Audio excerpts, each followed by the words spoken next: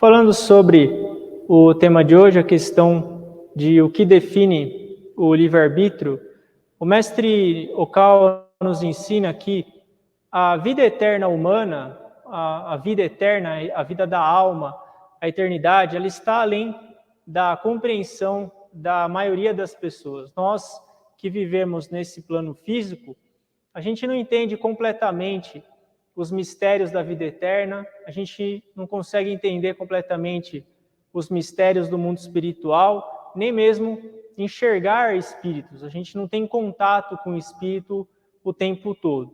Tudo isso nos protege. Por quê? A partir disso, a gente consegue viver tomando as próprias decisões.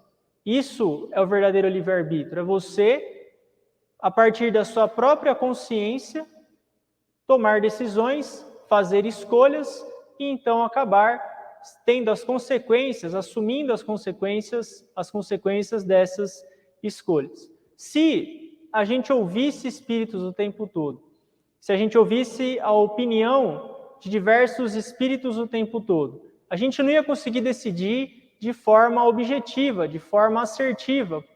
É como se a gente fosse num restaurante e tivesse lá um cardápio para você escolher uma refeição e todo mundo ficasse falando para você o que você devia fazer. Todo cliente que entrasse naquele local ficasse falando, escolhe isso, escolhe aquilo, escolhe isso, faz aquilo. Você não ia conseguir escolher a sua refeição.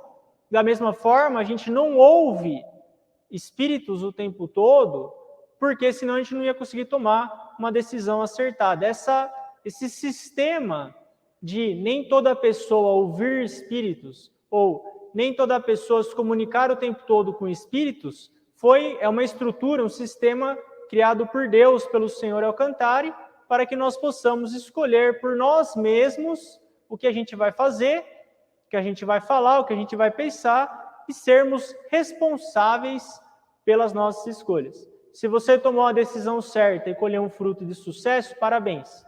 Se você tomou uma decisão errada e colheu um fruto amargo, corrija, aceite a responsabilidade, assuma a responsabilidade, sinta o amargor e busque mudar numa próxima decisão. A nossa vida é como uma corrida de obstáculos. É como se cada um de nós tivesse uma corrida de obstáculos especialmente projetada. Cada um tem a sua corrida, e uma é diferente da outra. E você não consegue correr a corrida de obstáculo de outra pessoa. Você mesmo tem que correr a sua própria corrida de obstáculos. E sendo assim, como ela foi projetada para cada pessoa, você mesmo vai ter que decidir quando você vai pular cada obstáculo, dependendo da hora que ele chegar. Da mesma forma, se você tiver que escalar um muro, você vai ter uma decisão de como escalar aquele muro, de quando escalar aquele muro. Se você tiver que atravessar um riacho, você vai tomar a decisão de quando atravessar. Você pode consultar os espíritos, é verdade. Você pode consultar um amigo, você pode consultar um especialista, é verdade. Porém, a decisão no final é sua. Você é livre para achar a melhor forma, o melhor método, o melhor timing para você decidir e escolher o que você deve escolher. Tudo vai depender das suas escolhas. A corrida de obstáculos é sua. Nenhum espírito vai empurrar você.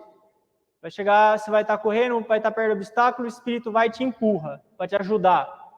Isso não tem. Você vai tomar a decisão de quando você vai pular aquele obstáculo. E você vai, então, ser avaliado e julgado conforme o resultado das escolhas que você faz. Isso é o livre-arbítrio. É o ser humano sendo responsável pelas escolhas que ele próprio faz. Como dizia o autor Viktor Frankl, as pessoas são resultados das próprias escolhas. Você é resultado das escolhas que você fez até hoje.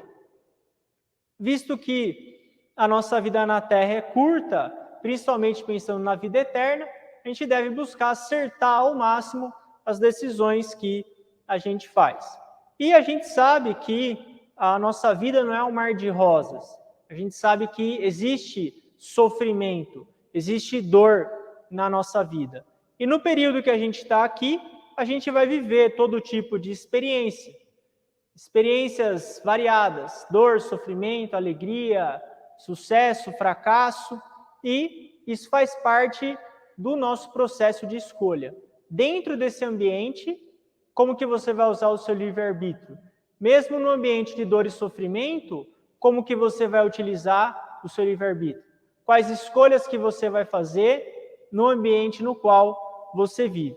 O budismo ensina, isso também consta no livro de Discípulo da Reb Science, e um dos sutras que contém nesse livro de oração, consta os 4 sofrimentos, que é o nascimento, envelhecimento, doença e morte. Todo mundo vai passar por esses 4 sofrimentos. Tem mais 4 ainda, que caracterizam os 4 e 8 sofrimentos. É você se separar de quem você ama, é você encontrar quem você odeia, é a não concretização dos seus sonhos e os desejos do corpo físico que acabam controlando, tomando conta de você.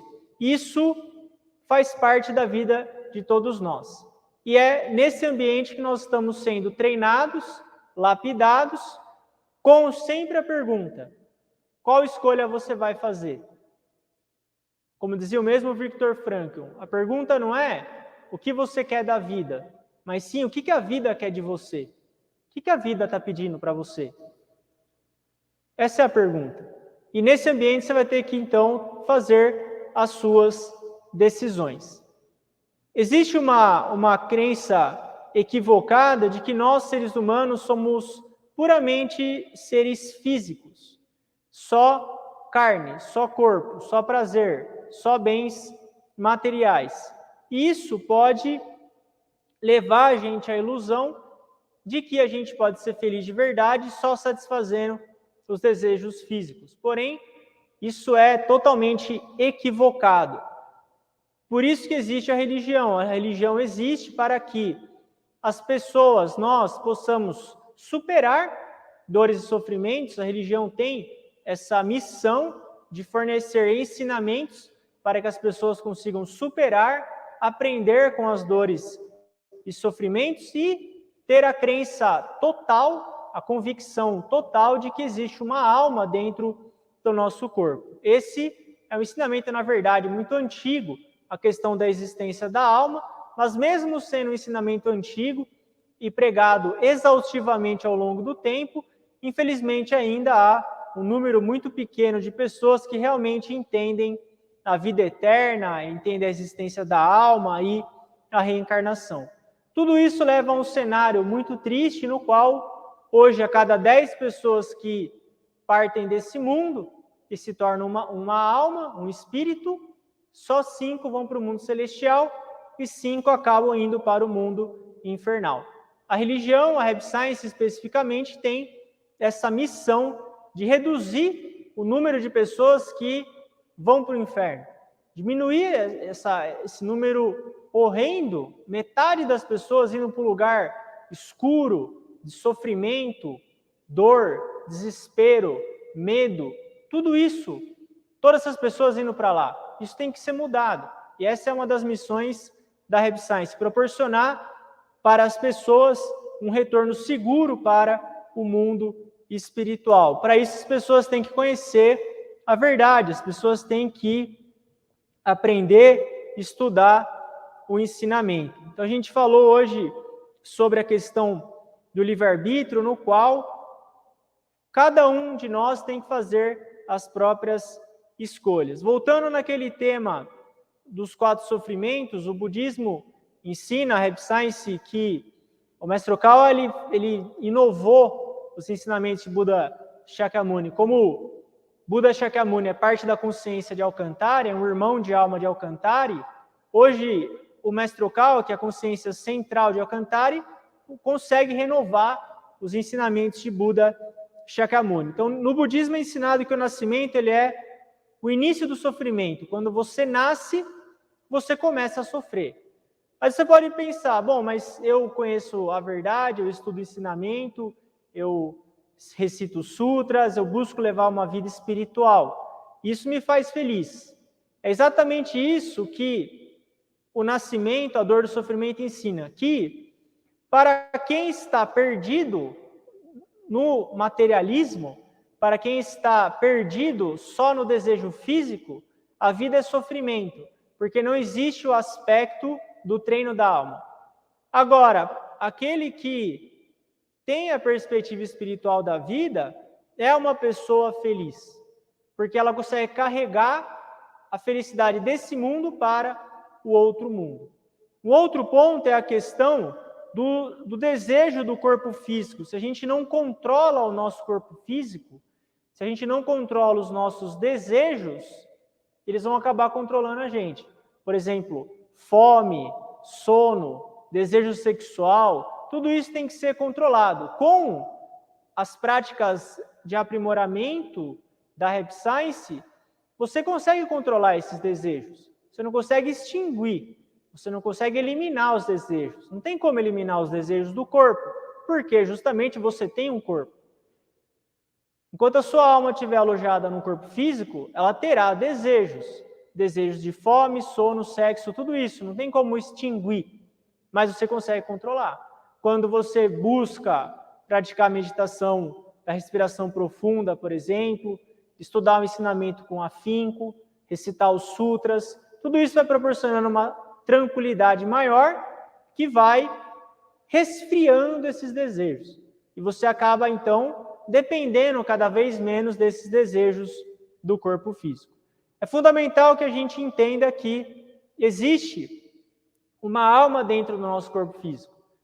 Se você não entende isso ainda e quer entender, leia os livros da Rap Science, As Leis do Sol, A Verdade sobre o Mundo Espiritual. São livros no qual o Mestre Okawa detalha claramente a existência da alma e a gente sempre tem que acreditar nisso, tem que acreditar na existência da alma para você conseguir retornar ao mundo celestial. Esse é o primeiro ponto, o primeiro passo para você conseguir retornar ao outro mundo. E tendo a perspectiva espiritual da vida, então a gente começa a encarar esse plano físico como um treino, um campo de aprimoramento, uma escola da alma no qual nós estamos sendo treinados e forjados. Sendo o corpo físico, então, um veículo para a nossa alma. Mas o principal não é o veículo. O principal é você treinar a sua alma aqui nesse plano físico. No final, como o tema de hoje é a questão do livre-arbítrio, o mais importante é você saber tomar decisões, você saber fazer escolhas certas. A vida basicamente é isso. Nós somos fruto das nossas escolhas. Quais escolhas você está fazendo? O tipo de pessoa com quem você se relaciona, o tipo de ensinamento que você absorve, o tipo de prática espiritual que você conduz, e aí? O tipo de palavra que você usa, as suas crenças, essas escolhas vão forjar você. E no final, nós seremos então responsáveis pelo resultado de todas essas escolhas. Você não consegue culpar ninguém, não tem quem você culpe ou condene pelas escolhas que você mesmo fez. Esse que é o ponto-chave do livre-arbítrio. Nós temos liberdade total para fazermos escolhas. Porém, a liberdade é acompanhada de responsabilidade. A partir do momento que você é livre, você é igualmente responsável. Quanto mais livre você for, mais responsável você tem que ser, porque você vai colher os frutos do que você faz, principalmente quando isso envolve outras pessoas. Lembre-se sempre, a liberdade é acompanhada de responsabilidade. E a única pessoa que vai sofrer, que tem que responder pelas suas ações é você. Se você fizer algo para outra pessoa e prejudicar ela, pior ainda. Aí você tem que responder por você e pela outra pessoa. Mas hoje o tema é você. Você vai ser responsável pelo que você faz, seu desempenho vai ser avaliado, julgado, de acordo com as suas escolhas. Por isso, muita cautela, muita ponderação antes de fazer escolhas, para que as escolhas sejam o máximo possível certas, para que você erre o mínimo possível. Só de errar o mínimo possível, você já vai ter uma grande trilha de sucesso na sua vida. Esse foi o tema de hoje, agradeço a sua presença. Lembrando você que está aqui pela primeira vez e quer receber gratuitamente ensinamentos da Rap Science no seu WhatsApp, envie uma mensagem no meu WhatsApp, a descrição fica aqui, o link fica na descrição desse vídeo, que eu cadastro você na lista e envio gratuitamente os ensinamentos. Muito obrigado e uma ótima noite a todos.